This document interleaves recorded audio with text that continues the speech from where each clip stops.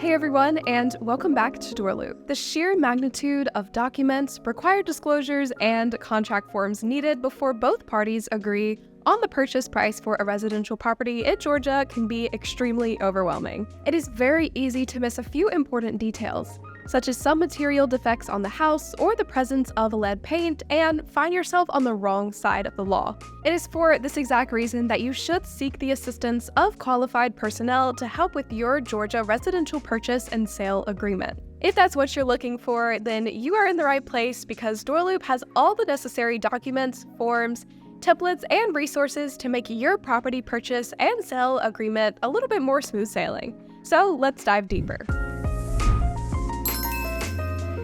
Georgia Real Estate Purchase Agreement. In short, a Georgia Real Estate Purchase Agreement is a document that is signed by the buyer and the seller, listing all the important details regarding the sale of a property in the state of Georgia, such as names, addresses, and phone numbers of both parties, the purchase price, and a property disclosure statement. 5 considerations. When conducting such a large transaction to buy real estate, it's important to get everything right and make sure you fully understand the process. The following are 5 key considerations every buyer and seller needs to understand before both parties agree on the purchase and sale agreement. Decide who will be handling the transaction, either a real estate agent or an attorney. If a 1 to 3% earnest money deposit is required, the seller must specify this. All things such as titles, insurance, and financing conditions must be stated, understood, and agreed upon. The buyer beware policy must be explained to the purchaser to avoid any issues should some material defects be later discovered. The document is not legally binding until both parties agree and sign off.